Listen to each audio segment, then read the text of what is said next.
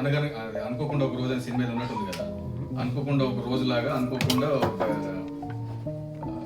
నన్ను real ఎస్టేట్కి turn చేసింది ఒక రోజు. సో ఈ 3 yearsలో మల్టిపుల్ కంపెనీస్కి, అంటే మల్టిపుల్ అంటే స్టార్ట్ అయిన ఒక కంపెనీతో జర్నీ చేసి అక్కడ నుంచి మూవ్ అయ్యి మధ్యన గ్యాప్ తీసుకొని మల్టీగా ట్రై చేస్తున్న టైంలో మళ్ళీ ఈశాన్యకి వచ్చాను. ఈశాన్యకి వచ్చిన తర్వాత మన దశ తిరిగింది అంటారు కదా, అట్లా మన దశ తిరిగింది అనమాట ఈశాన్యకి వచ్చిన తర్వాత. అంటే దాని అర్థం ఏంటి, మనది ఒకటే కాదు, అంటే ప్లాట్ఫామ్ వర్త్ కూడా ఉంటుంది ఇక్కడే.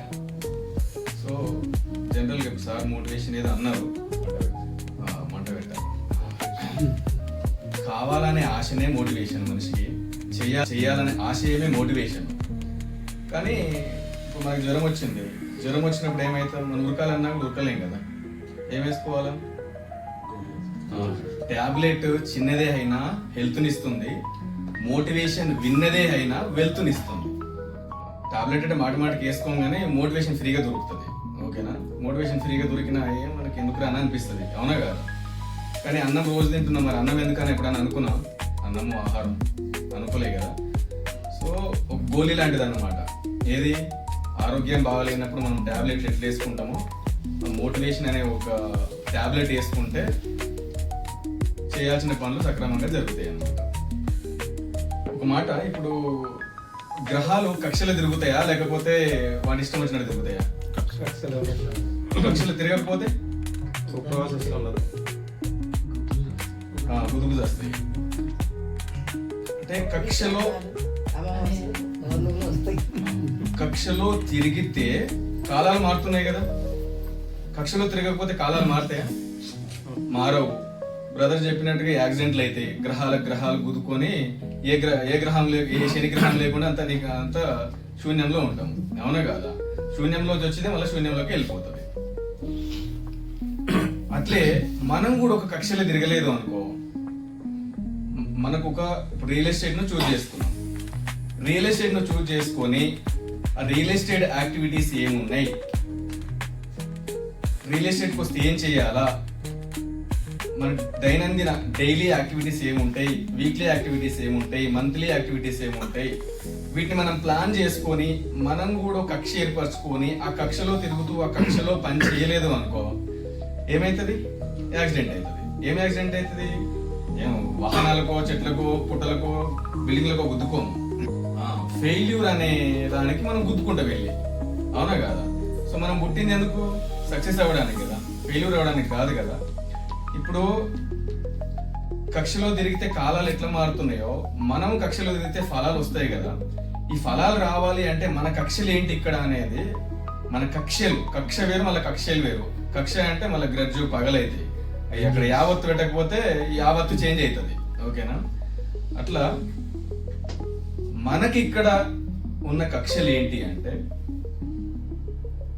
మీటింగ్కి రావడం, మీటింగ్కి వచ్చి సైట్కి రావడం, సైట్కి వచ్చి రిక్రూట్మెంట్ స్టార్ట్ చేయడం, రిక్రూట్మెంట్ చేస్తే సేల్ వస్తుంది. ఈ 4 పాయింట్స్ని ఇందాక నేను ఒక మాట చెప్పాను, ఏది టాబ్లెట్ చిన్నదైనా హెల్త్ని ఇస్తుంది, మోటివేషన్ విన్నదైనా వెల్త్ని ఇస్తుంది అని.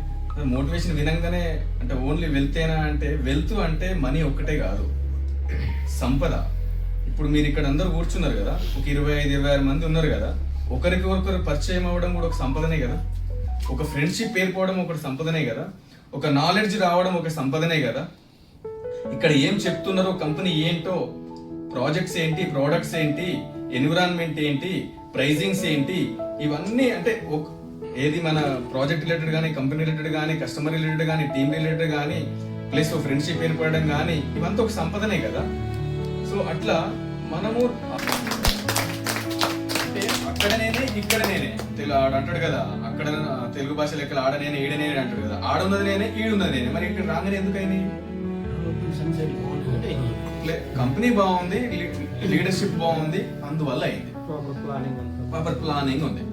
ఇప్పుడు భూమి తిరగడం ఆగదు, భూమి ధర పెరగడం ఆగదు, ఈ రెండైతే ఆగే కదా.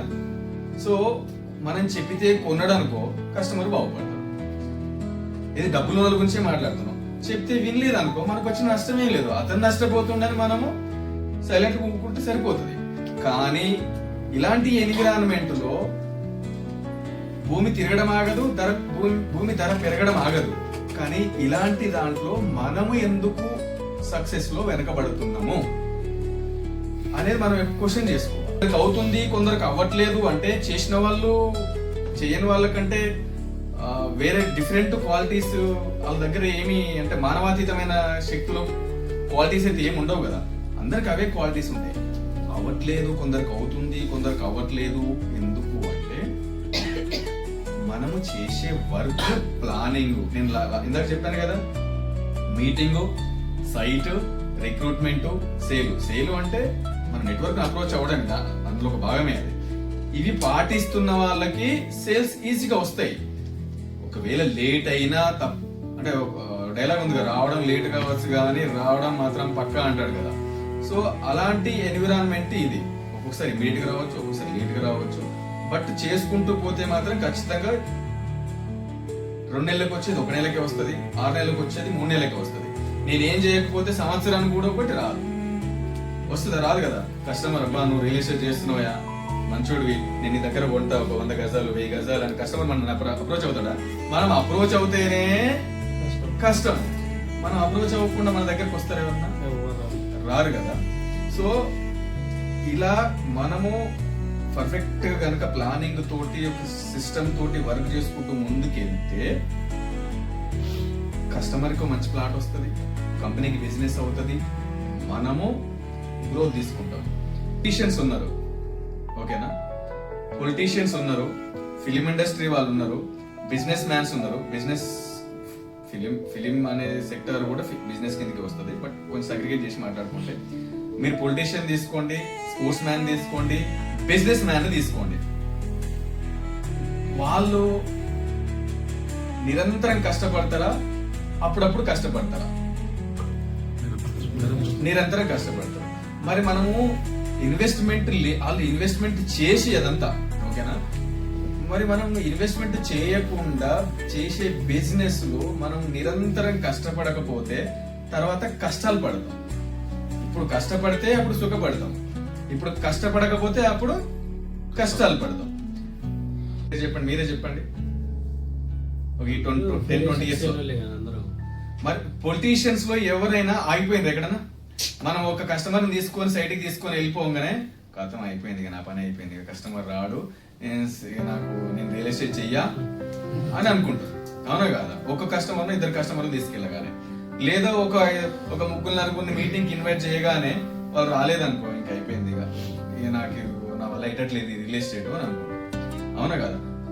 పొలిటీషియన్స్ అట్లా. స్పోర్ట్స్ మ్యాన్ వాడికి ఒక గోల్ పెట్టుకొని ఒక ప్యాషన్ తోటి అది ఎంత కష్టపడతాడు, రేయం బవళ్ళు ప్రాక్టీస్ ప్రాక్టీస్ ప్రాక్టీస్ ప్రాక్టీస్.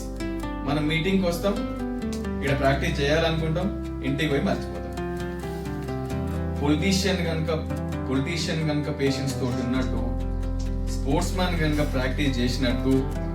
ఇప్పుడు మీరు ఫిలిం చూడండి, 100 కోట్లు పెట్టి తీస్తారు.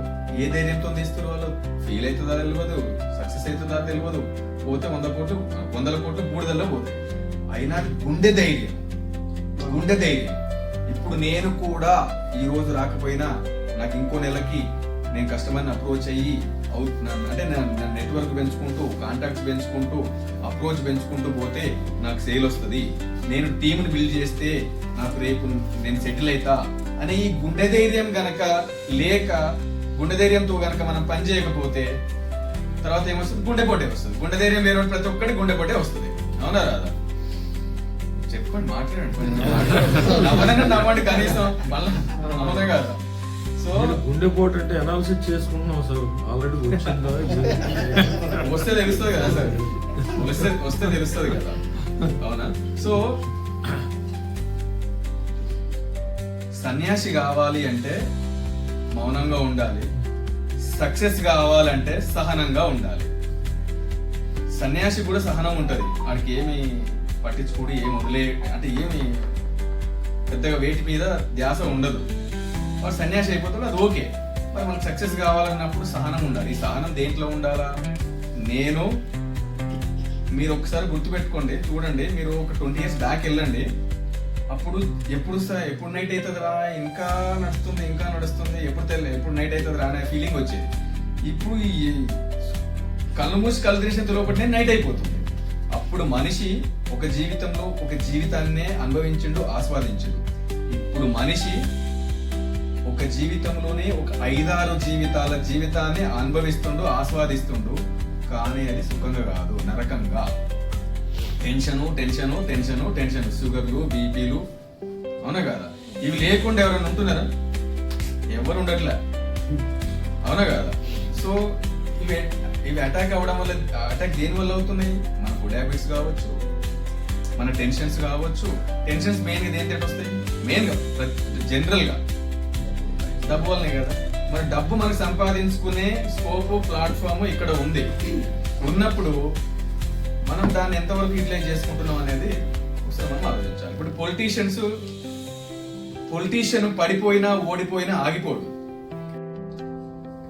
కంపెనీ ఏంటి, టీమ్ ఏంటి, అసలు రియల్ ఎస్టేట్ ఏంటి, మన ప్రాజెక్ట్ లో ఉన్న హైవేకి వర్త్ ఏంటి, ఇప్పుడున్న ఎగ్జిస్టింగ్ ప్రాజెక్ట్స్ ఏంటి, అప్కమింగ్ ప్రాజెక్ట్స్ ఏంటి, వాటి వల్ల వెల్త్ ఎట్లా జనరేట్ అవుతుంది అనేది మనం తెలుసుకోకపోతే కస్టమర్కి చెప్పగలుగుతామా?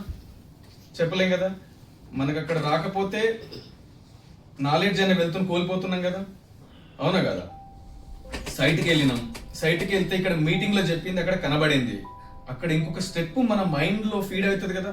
ఎస్, మీటింగ్ లో ఏదైతే చెప్పినరో కళ్ళ ముంగట కనిపిస్తుంది, ప్రాజెక్ట్స్ ఎలా ఉన్నాయి అని ఒక ఐడియా జనరేట్ అవుతుంది కదా, ఐడియా ఫామ్ అవుతుంది కదా. దాని తర్వాత మనం రిక్రూట్మెంట్ చేస్తూ, బాబు మా కంపెనీ ఇది, మా ప్రాజెక్ట్స్ ఇవి, మన ప్రాజెక్ట్స్ ప్రైమ్ లొకేషన్ లో ఉన్నాయి, మా కస్టమర్ తీసుకెళ్ళినా కొనుక్కుంటాడు, రిటర్న్ అంటే బయట జనరల్గా ఏం జరుగుతుందంటే 10 మందిని తీసుకెళ్తే వేరే దగ్గరికి 1-2 క్లోజ్ అయితే మిగతా వాళ్ళు రిటర్న్ వస్తారు. ఎందుకంటే ప్రోడక్ట్ అడ్వాంటేజ్ ఉండదు. అప్పుడు మనం వాళ్ళు రిటర్న్ రావడం వల్ల కస్టమర్ మనకేమనిపిస్తుంది, ఒక నర్వస్నెస్ ఫీలింగ్ వస్తుంది. అలాంటి ప్రాబ్లం లేదు మా దగ్గర. ప్లస్ ఒక కస్టమర్ రిజిస్ట్రేషన్ చేస్తాము. డెవలప్మెంట్స్ మీరు ఒకసారి చెక్ చేసుకోండి, రియల్ ఎస్టేట్ లో ఉన్న వాళ్ళు అందరూ ఆల్మోస్ట్ మొగలిగిద్ద వెంచరు 5 months లో 80% డెవలప్మెంట్స్ ఇచ్చిన ఏకైక కంపెనీ నాకు తెలిసి. 4 months లోపల అంటే 4 to 5 months లోపల ఆల్మోస్ట్ వైండ్ అప్ స్టేజ్ కి వచ్చింది వెంచరు. అంటే అంత ఫాస్ట్ గా క్వాలిటీగా డెవలప్మెంట్స్ ఇచ్చిన కంపెనీ అయితే నేనైతే ఎక్కడ చూడలేదు. మీరు ఎవరైనా చూస్తే చెప్పండి, చెప్పకపోతే చెప్పట్లు కొట్టండి కంపెనీకి, నాకు కాదు. సో నేను మీటింగ్కి వచ్చా, సైట్కి వెళ్ళా, నేను రిక్రూట్మెంట్ చేస్తున్నా. రిక్రూట్మెంట్ చేయడం వల్ల నా ఓన్గా నేను సేల్కి ట్రై చేస్తా కదా. రిక్రూట్మెంట్ చేయడం వల్ల వాళ్ళకి మనం ఆపర్చునిటీ ఇవ్వడం వల్ల వాళ్ళు సేల్ చేసుకుంటారు కదా, వాళ్ళకు ఇన్కమ్ వస్తుంది. డైరెక్ట్ చేసిన వాళ్ళకి, నేను డైరెక్ట్ చేసుకుంటే నాకు ఇన్కమ్ వస్తుంది. లేదా టీమ్, నేను ఒక ఎంపైర్ క్రియేట్ చేసుకున్నప్పుడు, రియల్ ఎస్టేట్ అంటే టీం వర్కే. ఇక్కడ మనమే పెద్ద విచిత్రంగా వింతగా ఆలోచించాల్సిన పని లేదు.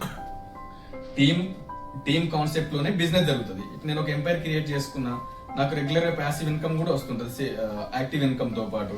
అప్పుడు నాకు లైఫ్ అనేది, ఆ మూమెంట్ అనేది, ఆ జర్నీ అనేది, ఆ సాటిస్ఫాక్షన్ అనేది, ఆ సక్సెస్ అనేది స్టెప్ బై స్టెప్ పెరుగుతున్నప్పుడు నాకు సాటిస్ఫాక్షన్ ఉంటుందా, లేకపోతే డిస్సాటిస్ఫాక్షన్ ఉంటుందా? అవునా? సో ఇప్పుడు నేను 4 పాయింట్లు చెప్పాను కదా. ఒకటి మీటింగ్, సైట్, రిక్రూట్మెంట్, సేల్. ఇప్పుడు మన డైరెక్టర్ ప్రేమ్ గారు, ఆయన ఈశాన్యతో జర్నీ స్టార్ట్ చేసిన తర్వాత నన్ను అప్రోచ్ అయ్యారు. సో నా విషయం పక్కన పెట్టండి.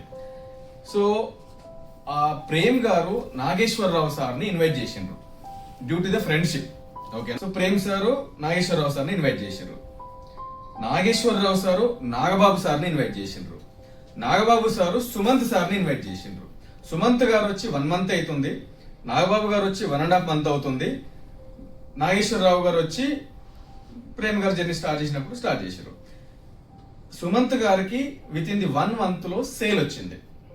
అంటే కొట్టండి. సుమంత్ గారికి 1 month లో సేల్ వచ్చింది. ఓకేనా? ఈయన ఇన్వైట్ చేయకపోతే, ఆయన ఇన్వైట్ చేయకపోతే ఒక సేల్ అనేది వస్తుందా?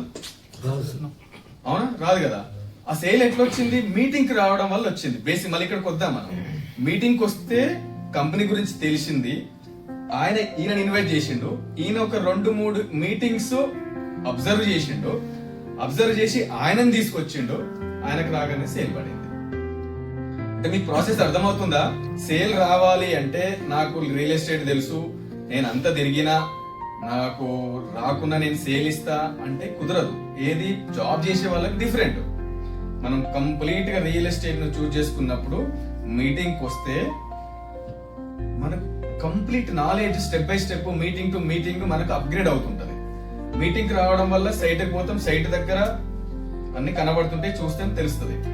తర్వాత రిక్రూట్మెంట్ చేస్తుంటాం, తర్వాత సేల్ వస్తుంది. ఈ 4 స్టెప్స్ పాటించకపోతే మనకు రియల్ ఎస్టేట్ లో నిలబడలేము.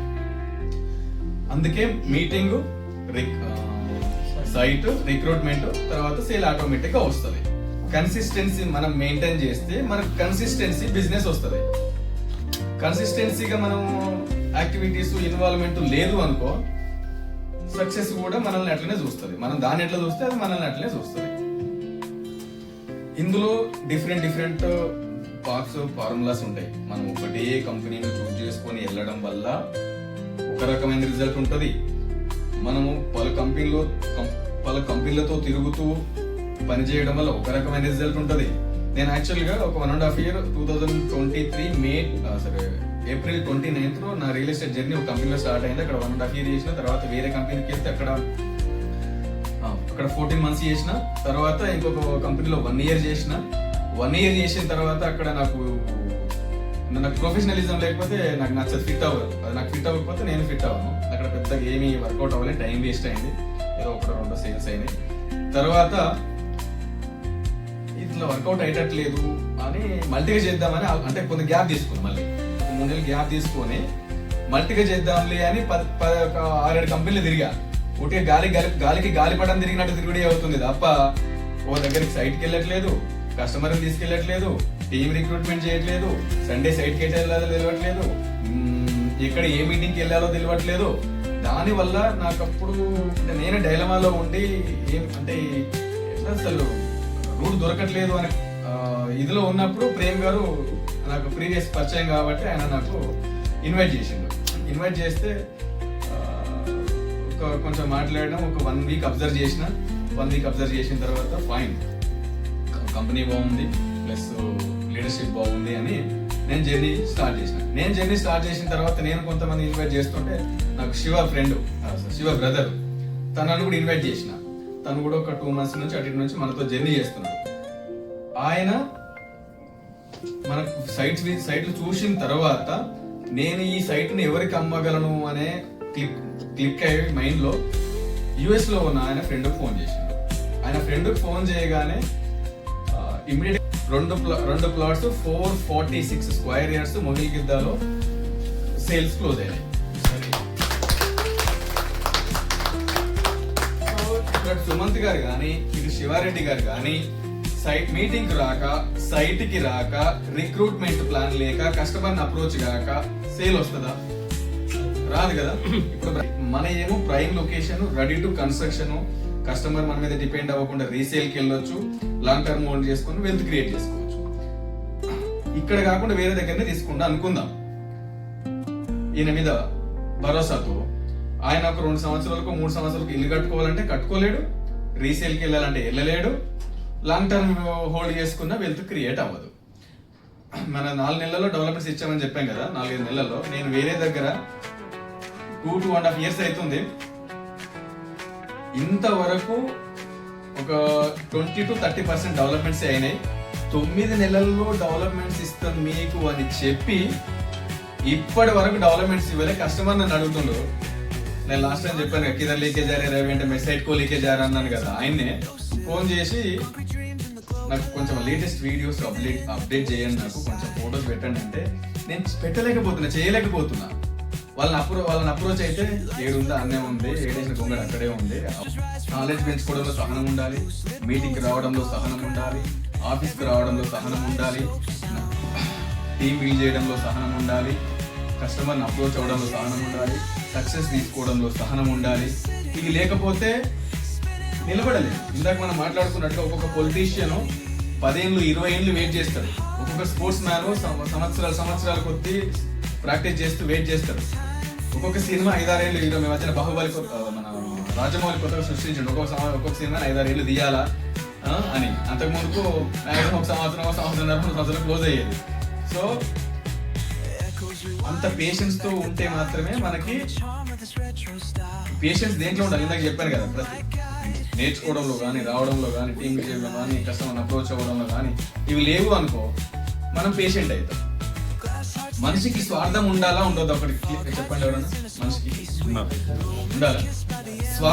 స్వార్థంలోనే అర్థం. స్వ అంటే సొంతంగా, నాకు సంబంధించిన స్వార్థం ఉండడం అనేది అర్థం. అంటే వేరే వాళ్ళని చెడగొట్టే, ఇబ్బంది పెట్టే స్వార్థం గురించి చెప్పట్లేదు నేను. మనిషి అన్నప్పుడు స్వార్థం ఉండాలి. నాకు ఈరోజు నేను మీటింగ్కి వచ్చా, నేను అందరికంటే ఎక్కువ మందిని టీం బిల్డ్ చేయాలి, వాళ్ళకి అవకాశం ఇవ్వాలి. నేను చాలా మంది అందరికంటే ఎక్కువ నా నుంచే టీం రావాలి అనే స్వార్థం నా దగ్గర ఉండాలి. ఈ స్వార్థం లేదు అనుకో నేను చేయలేను. ఓకేనా? నాకు నాలెడ్జ్ తీసుకోవాలి, ప్లాట్ఫామ్ నుంచి తీసుకోవాలి, స్పీకర్స్ నుంచి తీసుకోవాలి, ఎదురుగా కూర్చున్న వాళ్ళ దగ్గర నుంచి కూడా తీసుకోవాలనే స్వార్థం నా దగ్గర లేదు అనుకో. ప్లస్ నాకు సేల్ రావాలి, తొందరగా సేల్ రావాలి. సేల్ వస్తే నాకు అటు రెమ్యూనరేషన్ కానీ, బోనాంజాస్ కానీ, రికగ్నైజేషన్ కానీ, ఇక్కడ మనకి ఇంట్లో రికగ్నైజేషన్ వస్తుంది, బయట కూడా రికగ్నైజేషన్ వస్తుంది. ఈ రెండు రికగ్నైజేషన్ చాలు కదా. ఆ రికగ్నైజేషన్ మనమేం తప్పుకోవాల్సిన పని లేదు. అదే అంతే కదా. సక్సెస్ సౌండ్ ఇస్తుంది, మనం ఉట్టికి సౌండ్ ఇవ్వాల్సిన పని లేదు. నాకు నేను ఎదగాలి, నేను ఇక్కడ ఒక లీడర్గా ఎదగాలి, నాకు టీం పెరగాలి, నేను సేల్స్ ఇవ్వాలి, అది అందరికంటే ముందుండాలి అన్నిట్లో అనే స్వార్థం లేదు అనుకో, ఎదగడానికి చాలా కష్టం, అడ్డం అవుతుంది. ఏది మన జీవితం అనే. ఇప్పుడు మన జీవితం అని చెప్పాను కదా, ఒక మాట గుర్తు పెట్టుకోండి. పుట్టేటప్పుడు మీకు తెలుస్తుందా? అంటే ఐ మీన్ ఎవరికైనా తెలుస్తుందా మనం పుడుతున్నామని? పుట్టేటప్పుడు ఎవరికి తెలియదు కదా మనం పుడుతున్నామని. అసలు పుట్టామనేది కూడా సరిగ్గా తెలియదు. కొంచెం అవగాహన వస్తుంటది. ఇంకొంచెం పెరిగేటప్పుడు చదువుకి వెళ్తాడు కదా, అప్పుడు ఏమైతుంది? చదువుకి వెళ్తుంటాడు కదా, వాడికి నాలెడ్జ్ వస్తుంటది. తర్వాత జాబ్ బిజినెస్ ఏదో పెడతాడు, తర్వాత ధనం వస్తుంటది, తర్వాత మిగతా యాక్టివిటీస్ అన్నీ ఉంటాయి. ఇప్పుడు నేను కూడా ఈ రియల్ ఎస్టేట్ లో కొత్తగా పుట్టినప్పుడు నాకు ఏమైనా అవగాహన ఉంటుందా కనీసం? అవునా కాదా? నేను కొంచెం మీటింగ్కి వస్తున్నా అంటే 5 ఏళ్ళ పుట్టినప్పటి నుంచి 5 ఏళ్ళ లోపల నా యాక్టివిటీస్ ఏం బాల్యంలో ఏముంటాయి? ఆటలు ఉంటాయి కదా. ఈ ఆటల్లాగా నా వేస్తున్నావు, మీటింగ్కి వస్తున్నావు, సైట్కి వస్తున్నావు, తర్వాత టీముని బిల్డ్ చేస్తున్నావు, టీముని రిక్రూట్ చేస్తున్నావు, ఈ టీం రిక్రూట్ చేస్తూ సేల్ కోసం ట్రై చేస్తున్నావు. ఇది చదువు. ఇది అయిన తర్వాత ఏమొస్తుంది? అప్పుడు నాకు సేల్ రాగానే మనీ వస్తుంది కదా. అంటే ఫైనల్ గా ఏం కావాలి? మనిషి ఫైనల్ ఆబ్జెక్టివ్ ఏంటి? మనిషి బ్రతుకుతున్నాడు. ఇప్పుడు బ్రతుకుతున్న అసలు ఆబ్జెక్టివ్ అయితే వేరు. మనిషి పుట్టింది, బ్రతుకుతుంది వేరే ఆబ్జెక్ట్ యాక్చువల్ గా. అది స్పిరిచువల్ గా తీసుకుంటే దాన్ని పక్కన పెడితే ఇప్పుడు ఒరిజినల్ ఆబ్జెక్టివ్ ఏంటి? మనిషి రోజు తిరిగే దీనికోసమే కదా. నేను పుట్టిన రియల్ ఎస్టేట్ లో నాకు తెలియదు, రేపు ఏం జరుగుతుందో నాకు అవగాహన కూడా లేదు. నేను మొదలెట్టిన రెగ్యులర్ గా రావడం, ఓకేనా? తర్వాత అది నాలెడ్జ్. తర్వాత నేను యాక్టివిటీలోకి వెళ్ళా. జాబ్ తర్వాత బిజినెస్, స్టడీ తర్వాత బిజినెస్ జాబ్ చేస్తున్నా. అప్పుడు ఏంటి? నాకు ఒక అవగాహన వస్తుంది, నాకు జీవితం తెలుస్తుంది, జీవించడం తెలుస్తుంది. అట్లా రియల్ ఎస్టేట్ లో కూడా నువ్వు టీం బిల్డ్ చేస్తూ సేల్స్ ఇస్తూ ఉంటే నీకు రియల్ ఎస్టేట్ జీవితం తెలియడం స్టార్ట్ అవుతుంది. తర్వాత ఒక 10 ఏళ్ల కిందట రియల్ ఎస్టేట్ స్టార్ట్ చేసి వదిలేసి వెళ్ళిపోయిన వాళ్ళు చాలా మంది ఉన్నారు. ఒక 5 ఏళ్ల కింద రియల్ ఎస్టేట్ స్టార్ట్ చేసి వదిలేసిన వాళ్ళు చాలా మంది ఉన్నారు. ఒక 3 ఏళ్ల కింద రియల్ ఎస్టేట్ స్టార్ట్ చేసి వదిలేసిన వాళ్ళు చాలా మంది ఉన్నారు. ఆ 10 ఏళ్ల నుంచి, 5 ఏళ్ల నుంచి, 3 ఏళ్ల నుంచి నిలబడ్డ వాళ్ళు మాత్రమే సక్సెస్ తీసుకొని ఈ రోజు కోట్లకి ఎదిగిపోయిన లీడర్స్ ఉన్నారు రియల్ ఎస్టేట్ లో. కొనిపించిన కస్టమర్లను కోటీశ్వర్లను చేసిన లీడర్స్ ఉన్నారు రియల్ ఎస్టేట్. సో అంత సహనము, అంత ఓపిక, అంత ఇష్టము నా దగ్గర ఉందా అని ఆలోచించుకోవాలి. నేను ఎదగాలి, నేను నిరూపించుకోవాలి, నేను నిలబడాలి, చాలా మంది నిలబెట్టాలి, అటు కస్టమర్లను కానీ ఇటు మార్కెటింగ్ వాళ్ళని కానీ అనే ఒక సైకో తత్వం, సైకో అంటే మళ్ళీ బయట వేరే వాళ్ళకి తీసుకున్నారు అట్లా, ఈ సైకో తత్వం నేను నేను నేను నేను అనే సైకో తత్వం లేకపోతే రియల్ ఎస్టేట్ లో నిలబడలేము. ఈ మళ్ళీ నేను కూడా ఎలా ఉండాలి, నా వరకు నేనే ఉండాలి తప్ప వేరే వాళ్ళకి ఇబ్బంది పెట్టి నేను నా దగ్గర ఉండకూడదు. అప్పుడు మళ్ళా పడిపోతాం, మళ్ళా ఓడిపోతాం. అలా ఎప్పుడు ఆగదు. మనిషి కళ కూడా ఎప్పుడు సావదు. కళలు కొత్తగా పుడుతూనే ఉంటాయి. ఆ కళల కోసం నిరంతరం పరిగెడుతూ ప్రయత్నిస్తూ వాటిని సాధించుకుంటే ఖచ్చితంగా మనం ఒక కళాకారులం అవుతాం. కళను చంపకుండా, కళ నిన్ను చంపకుండా కళ కోసం పనిచేస్తుంటే కళాకారులం అవుతాం. కళ వేరు, కళ వేరు. కళ కోసం బాగా గట్టిగా కష్టపడి నిలబెడితే కొంతమంది అప్పుడు ఒక నిజమైన జీవన కళాకారుడు అవుతాం. ఇంతవరకు నాకు అవకాశం ఇచ్చిన మీ అందరికీ, బాలాజీ సార్కి అండ్ ప్రేమ్ సార్కి అండ్ ఈషా అనే కంపెనీకి